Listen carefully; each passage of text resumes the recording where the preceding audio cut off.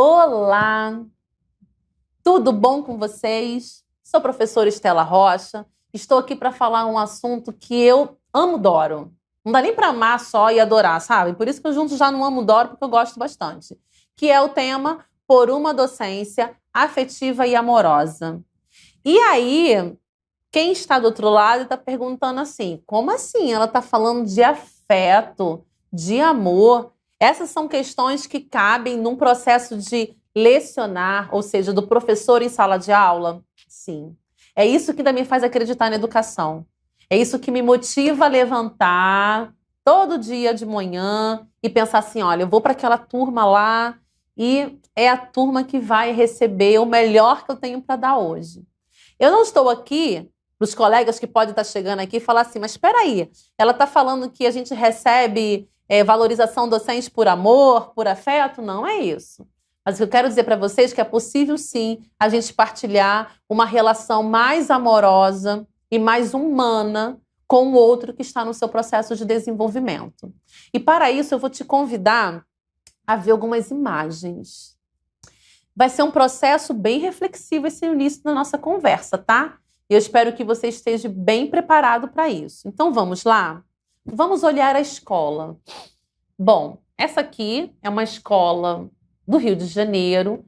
Ela é uma escola chamada de CIEP, eram centros de integração, pensado ali por Darcy Ribeiro, ainda no governo Leonel Brizola. É uma escola com modelo de escola integral, em que as crianças iriam para a escola de manhã e ficariam até o turno da tarde. Ela não teria nessa escola apenas o processo de ensino deliberado, ou seja, as disciplinas que a gente conhece, mas ela teria ali uma ajuda, ela teria ali atendimento de um médico, teria atendimento de um dentista, ela faria atividades culturais nessa escola, até aquelas atividades que os professores mandam para casa, ele faria tudo dentro daquele horário. Era um desenho de uma escola de tempo integral, mas para a formação integral dos estudantes e estudantes, né, dos meninos e meninas. Por que eu estou falando disso? Porque tem uma divisão. Quando eu falo de escola de horário integral, é uma escola que começa a lecionar às 7 da manhã e vai até 2, 3 ou 6 da tarde. Então, ela tem o horário estendido, apenas com disciplinas. Agora, uma escola de horário integral, com a ideia da formação integral do indivíduo, é entender que esse indivíduo, ele se forma por N fatores. Ele vai, na escola, aprender os conteúdos escolares, mas ele também vai fazer atividade física, vai fazer atividade artística, musical, vai passar ali pelo atendimento de assistência social, se ele precisar, um atendimento psicológico, um atendimento dentário, até mesmo uma enfermeira ou um médico. Então, a ideia do CIEP era uma escola que faria essa formação mais plena desses estudantes. E aí, eu vou pedir para novamente colocar a imagem dessa escola na tela. Depois de tudo isso que eu disse para vocês, vocês acham mesmo que essa escola aqui, que eu estou colocando aqui para você, ela possibilita essa formação integral? Olha essa escola. Essa escola é uma escola baseada de cimento, né? Toda dura, toda quadrada. Quem nunca entrou no CIEP talvez não tenha essa referência, mas as salas de aula elas não tinham uma parede até o seu teto, eram meias paredes, então você não poderia falar muito alto em sala de aula para que, né, o eco não saísse muito. Algumas dessas escolas já foram adaptadas, elas fazem parte, né, do modelo educacional ainda ali do estado do Rio de Janeiro. Mas quando você olha para essa escola, qual é a sensação que você tem? Qual é o sentimento que você tem? Escreve aí no chat pra gente. Uma palavra. Qual é a sua sensação quando você vê essa escola? Bom, é isso mesmo que vocês estão escrevendo. Parece uma escola dura, né? Uma escola fria. O que está faltando nessa escola, então? Bom, temos aqui uma segunda imagem. E aí é uma imagem de 2 salas de aula cheias de estudantes. E aí você deve estar assim, nossa, essa escola é muito mais acolhedora. Olha, os estudantes estão todos ali, o professor está na sala, eles estão participando, estão partilhando, estão trocando. Mas vamos olhar com mais detalhes. Essas duas fotos representam o mesmo sentimento que você tem por elas? A mesma sensação, a mesma ação? E quanto à foto número 1, aqui em cima, olha, meu Deus, eu escrevo, não fica legal, né? E quanto à foto número 1, você vê as crianças postadas, né, em cadeiras, uma de frente para as outras, em que elas se olham, né? E o professor lá, ó, consegue circular pela sala. Na outra foto, a fotinho 2, nós temos uma professora escrevendo no quadro e todos os estudantes postados ali, ó, de frente, né, para essa professora, que no caso está de costas para ele, porque ela precisa escrever no quadro. E aí, qual dessas fotos representa o que você vivenciou na sua educação básica, lá na educação infantil, no ensino fundamental, no ensino médio? Qual dessas fotos representa aí, né, o que você vivenciou? A foto 1 ou a foto 2? Vai colocando aí no chat pra gente, porque a gente precisa saber. Bom, se você colocou a foto 1 ou foto 2, a gente vai ver depois. Mas nesse momento, qual dessas fotos você gostaria de ter vivenciado mais? A foto 1 ou a foto 2? Você gostaria de ter tido mais espaço de diálogo, de partilha com os seus colegas? Ou gostaria de sempre ter ficado mais ali, enfileirado, virado para frente, né, esperando que o professor partilhasse com você aquela programação prevista para o dia? Bom, eu acredito que você tenha falado que a foto 1 tenha te dado mais a sensação de partilha e que você gostaria de ter vivenciado mais isso. Eu não estou aqui dizendo que é mais fácil essa foto, não, gente. É bem mais difícil num planejamento docente você sempre fazer atividades em grupo. Naquele momento, principalmente se for essa garotada aqui, ó, de 8, 9 anos de idade, eles já começam a conversar, já muda o assunto, já entra as redes sociais, a novela, o filme que está sendo lançado, a brincadeira do pátio. Então, o professor tem que ter uma estrutura teórico-prática para que ele consiga desenvolver o seu trabalho, entendendo que a partilha não é o modelo mais fácil, mas é um modelo que possibilita uma melhor aprendizagem. Bom, vamos para a próxima imagem. Essas são imagens que estiveram presentes aí nos grandes jornais brasileiros, né, de acontecimentos que tiveram no Rio de Janeiro, em escolas do Rio de Janeiro. Numa primeira imagem, você vê criancinhas deitadinhas no chão no momento em que está tendo um conflito armado. E aí eu sempre me pergunto, né, como professora, como que eu lidaria com uma questão como essa? A outra também representa, assim em cima nós temos crianças menores, aqui embaixo a gente tem umas crianças maiores. E temos ainda uma mensagem colocada aqui, ó, no alto da escola, pedindo para não ser atingida aquela escola. E aí, como que a gente consegue pensar em ensinar, possibilitar que o outro aprenda, se a gente ainda vivencia situações como essa no nosso cotidiano?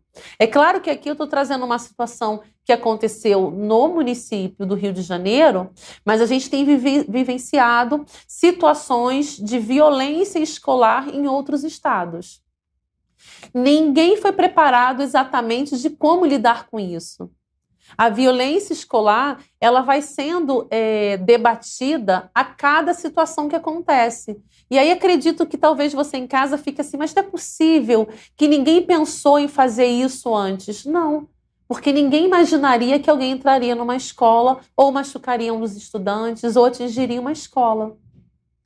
Não é um espaço que a gente entende que é um espaço único, né? Preparado para o desenvolver do outro. Quem é que imaginar que nesse lugar a gente teria situações de conflito? É claro que o nosso olhar é para a promoção da paz entre todos. E é sobre isso que os estudantes, né, que estão fazendo, os estudantes de cursos de licenciatura estão pesquisando. Porque a gente não está aqui para reforçar a violência, mas pensar que como é que eu possibilito que essas pessoas aprendam? Então, vamos pensar. Na imagem 1, a gente tinha uma escola dura. Será que ela possibilita aprendizagem? Na imagem 2, a gente tinha uma sala de aula considerada de um modelo tradicional, em que o professor está escrevendo no quadro e os estudantes estão ali voltados para o quadro, né, copiando, anotando. E na outra, uma disposição da sala que permite que os alunos possam conversar, dialogar e partilhar. Eu gosto dos dois movimentos. Tem momentos que, para que eu possa atingir o objetivo educacional, eu preciso que os estudantes fiquem voltados para a frente do quadro, copiando aquele conteúdo. Outros momentos eu uso a primeira estratégia da foto. Esse último slide vem apresentando aqui a situação da violência. Como é que eu posso pensar e fazer um planejamento sem saber o que vai acontecer no outro dia? E aí, quando você olha isso, você se sente capaz de permitir, né, de possibilitar que o outro aprenda? Você acha que você consegue, né, como professor, preparar, né, meninos e meninas para a vida? Escreve aí no chat pra gente. Bom, você já está escrevendo, vamos continuar aqui. Eu tenho mais algumas imagens de escola, né? Porque aí eu sou apaixonada pela ideia da educação e quando eu comecei a pesquisar material para dividir com vocês, eu fui ficando super encantada. A primeira, que é uma ideia aqui, ó, das criancinhas numa horta escolar. E olha que essa ideia de horta não é coisa nova não, tá? Na educação. Só que a gente sabe que nem todo espaço escolar consegue ter uma área que seja possível plantar, cuidar para colher. Porque plantar é fácil, colher também. Mas quem vai fazer o cuidado daquele espaço? Quem vai fazer a manutenção daquele lugar? Dependendo da escolarização daquela escola, da etapa de ensino daquela escola, e da falta de mão de obra, né, profissional, a gente não consiga manter uma horta. Mas é uma ideia. Como é que você se sente quando você vê essa foto das crianças ali mexendo com a terra? Na outro lado, você tem aqui, ó, uma estudante com o dedinho levantado falando. Na sua experiência escolar, você conseguia falar, se colocar, dividir? Como que isso funcionava? Olha, aqui embaixo também, uma apresentação numa escola em que você tem aqui, olha, um estudante participando, uma outra lá em cima, não é isso? Como é que funcionava na sua época de escola? Se funcionava dessa forma, você tem uma boa recordação? Possivelmente a sua memória afetiva vai lembrar disso. Nossa, aquela apresentação foi única, foi maravilhosa. A gente trabalhou, a gente se juntou, né? Foi tudo de bom. Na outra, as crianças estão sentadas em círculo, olha, junto com a professora, e um deles está aqui, ó, com um livrinho, olha, para poder escrever, dividir, partilhar. Bom, na última imagem que eu trago quando a gente fala de estudantes, e que eu estou pensando em estudantes mais ativos, eu estou pensando nesses estudantes que estão em movimentos sociais, ou mesmo estudantes que estão aqui se organizando para lutar por situações melhores condições de ensino. Porque quando eu penso em formar um professor, né, quando eu penso na formação do meu estudante, eu não quero o meu estudante como nessa foto aqui, ó, na foto 2, que ele só fique sentado, parado, olhando. Eu quero que esse meu estudante, ele possa sim ter protagonismo, que ele possa sim falar, que ele possa se colocar, como nesse slide que nós vimos. Então, quando a gente fala disso tudo, é possível, aí eu venho uma pergunta para vocês. Diante disso que a gente vem falando até agora, em tempos de crise, porque é isso que a gente está vivendo, né? Uma crise na educação, e quando eu falo uma crise na educação, eu estou falando da falta da valorização docente, das políticas educacionais que estão sendo revistas e precisam ser revistas, de tudo que é lançado sobre a escola, que não é papel da escola, nem do professor, que são questões fora da escola, mas a escola, por ser um espaço de formação cultural também, ela acaba acolhendo essas questões. Então, vivemos uma crise muito grande. Em tempos de crise, nós podemos, não. Nós devemos educar pela sensibilidade, através do aspecto afetivo. E aí, o meu convite a você é pensar como que a gente pode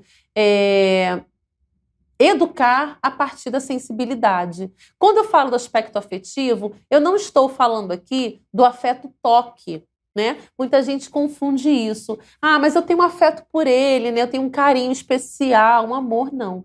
É a ideia de que quando a gente afeta alguém, a forma como a gente toca aquela pessoa, que pode ser numa palavra, vai trazer uma mudança significativa no que ela está vivendo. Muitos estudantes hoje têm vivenciado algumas questões de cunho pessoal que ele só revela na escola. Eu entendo, e muitos colegas entendem, que não é papel, por exemplo, do professor da escola acolher todos os problemas pessoais. Mas muitas das vezes nós não conseguimos seguir com o processo de aprendizagem se a gente não ouvir aquele estudante. Então, o momento da escuta sensível e do olhar atento pode sim possibilitar um olhar sensível para aquele estudante. E aí, eu dou aqui alguns exemplos de como eu faço isso no meu dia a dia. Então, eu tento ser muito observadora com os meus estudantes. E há algum tempo eu percebi, por exemplo, uma estudante que parou de ir para a escola, toda linda, como eu falava que ela ia, com batom, com o cabelo sempre muito arrumado, tinha uma maquiagem. Estou falando de uma estudante de 16 anos, do ensino médio. E aí, um determinado dia, ela não estava assim. Então, é claro que aquilo chamou a minha atenção. E eu olhei para ela e falei assim, você está diferente hoje. Não deu tempo de se arrumar? Eu poderia ter falado outra coisa? Não. Eu achei que foi a minha melhor colocação. Não deu tempo, porque aí eu não coloco sobre ela uma carga de que ela não queria contar. E aí, obviamente, depois ela dividiu o que estava acontecendo e eu sugeri que ela procurasse a orientadora educacional da escola dela. Esse é um olhar sensível? Eu vou resolver o problema do meu estudante? Não. Mas eu posso ser sensível com o outro? Posso. E quando eu falo de estudante, é porque eu passo tanto tempo em sala de aula com os meus, e aí eu pergunto para o outro professor, ele também não passa? Como é que a gente não olha diferente para eles? E olha que eu venho de uma semana de conselho de classe. Então, conselho de classe, você chega lá na escola e aí a gente começa a ler os nomes dos estudantes da turma, a gente começa a dialogar sobre aquele estudante, e aí você percebe que às vezes você não conhece o seu estudante, porque ele partilhou com outro professor algo talvez mais sensível, que nem sempre o colega conta, mas ele fala, olha, vamos ter mais atenção com esse colega, ele não está passando muito bem, ele confidenciou algumas coisas comigo. Olha a sensibilidade que os outros colegas vão ter também. Ser sensível é a gente olhar de verdade para o outro. É a gente olhar no olho do outro e falar assim, nossa, você está bem? Eu posso fazer algo para você? Porque nem sempre eu posso. Eu posso só te escutar hoje, não é? E aí, assim, é claro que os colegas vão dizer que, nossa, Estela, é muita coisa para o professor. Eu tenho 8, 10, 12, 15 turmas. Eu tenho 30, 40 alunos por sala. Eu tenho 600 alunos por ano escolar, né? Por ano de escolaridade. Mas no momento que eu estou naquela sala de aula, eu só tenho aqueles 30, 40 estudantes. E sim, eu posso ser mais sensível. Eu posso pensar no que dizer, qual exemplo trazer. Potencializar o que tem de melhor nesses meninos e meninas. Porque eu estou pensando em plantar o amanhã. Plantar o amanhã é, sim, dialogar com sensibilidade. E aí eu venho perguntando para você, como é que a gente afeta, né? Porque quando a gente fala de afetar, de se afeta, que é o sentido não só do toque, mas é a forma como o outro vai sair tocado daquela relação, de que forma essa situação vai ser um aprendizado ao longo da vida. Essa estudante que eu dei o exemplo aqui, ela outro dia me confidenciou uma coisa, ela, professora, você é sempre muito sensível com a gente. E olha que eu trabalho com formação de professores, então tem que ser mais sensível ainda. E ela, você é muito sensível. E eu entendo que você faz isso para a gente também ser sensível com os nossos estudantes. E aí, olha, o estalo tinha acontecido. Ela tinha entendido. Ela é por isso que você chega na escola, olha, dando abraços quentinhos. Gente, eu sou a rainha dos abraços quentinhos na escola. Quando eu não sei o que dizer, eu dou um abraço quentinho. E aí, quem estiver assistindo também, tem o Vale Abraço Quentinho, tá? Eu não sou a Olaf, mas eu sempre dou um abraço quentinho. Eu tenho uma colega que ela diz que o abraço diferente, uma amiga, Tatiane Duarte, o abraço diferente mesmo. Eu venho assim, ó, trabalhando nessa teoria do abraço. Tem até um livrinho que conta isso, a teoria do abraço. E eu tenho ali uma forma de abraçar diferente. E essa colega, Tati, ela fala assim, o teu abraço recarrega, né? Eu aprendi a dividir com esses colegas o abraço. Não sei o que falar, eu dou um abraço. E quando o estudante chega lá para mim, tia, você me dá um abraço hoje? Dou um abraço. Não me incomoda de ser chamada de tia. Mas isso é para um outro dia de bate-papo, tá? Mas eu amo ser chamada de tia e adoro trocar um abraço. Então, eu uso essa sensibilidade para trazer o estudante para dentro da sala de aula, para que ele participe mais, né, do seu processo de aprendizagem, quem aprende é ele, entendendo que a gente está vivendo situações conflituosas, estamos vivendo, assim, uma era de uma crise em vários campos, e isso vai atingir a escola também. E a escola, sim, ela pode também fazer um diferencial na vida desses estudantes e estudantes, né, esses estudantes, de modo geral. E qual é o meu convite para um professor em formação? Você resgatar a sua memória escolar. Como foi a sua relação com a escola? Quem foi o professor que te marcou positivamente? Até mesmo aquele professor que te marcou negativamente. Sabe por quê? Porque nós, professores, nós nos formamos a partir da nossa relação com a escola. Tem coisas que eu reproduzo hoje no meu cotidiano, que eu aprendi com professores que eu amei muito, que eu fui apaixonada pela forma como eles trabalharam comigo. E tem professores que hoje eu faço assim, olha, isso eu não faria. E isso dali que ele fez, eu não vou repetir. Então, enquanto o meu estudante perguntar 1000 vezes, eu vou dar 1000 exemplos diferentes. Mas já tive experiências ruins. Todos tivemos experiências ruins. Mas essa minha relação com uma experiência ruim com a escola, ela não pode ser o parâmetro para que eu transforme a vida de outros estudantes num movimento ruim.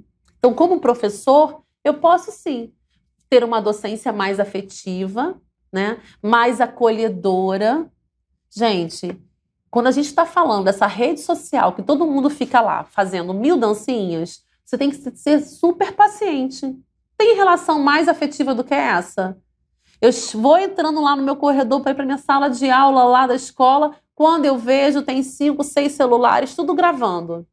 No começo opa, agora eu até espero. Acabou a gravação? Até do pitaco, ó, essa gravação não ficou boa. Vamos entrar? Deixa eu dar uma olhadinha. Aí outro dia eu dei uma olhadinha, olha, não ficou boa, a iluminação não estava legal. Vamos fazer o seguinte, vamos entrar? Que aí eu vou aqui trabalhar um conteúdo, e aí depois eu te dou mais 5 minutinhos para você fazer novamente a gravação. Não rolou em 5 minutinhos, mas ela se sentiu acolhida para poder entrar e esteve presente durante toda a aula. Tem presente melhor para o professor do que esse? Do estudante estar ali mesmo? Quantos colegas comentam que, olha, parece que os estudantes não querem estar na escola. Mas quem quer estar numa escola toda dura, toda fechada, que não possibilita o diálogo, não possibilita que o mundo externo entre na escola? Ninguém quer essa escola. A gente quer uma escola que partilhe, que acolha, que, acima de tudo, escute os nossos estudantes. E aí eu deixo uma pergunta final para vocês. Como você pode afetar alguém?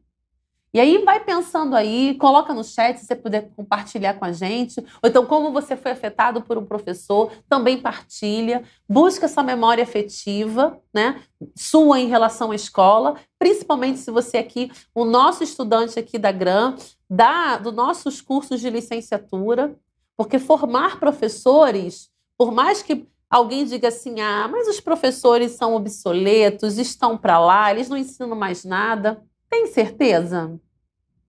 Quem é que vai ensinar as pessoas a aprenderem a aprender? Nós também estamos sendo desafiados nessa nova era, né? Numa era mais afetiva, mais amorosa, mais calorosa, mais humana também. E é claro que a gente vai aprender a partilhar na medida em que a gente fizer partilhas sinceras, né, e coletivas com quem estão à nossa volta. Bom, espero que você tenha gostado do bate-papo de hoje. Te espero num próximo momento. E deixe seus comentários aí pra gente, tá bom? Beijos e abraços quentinhos.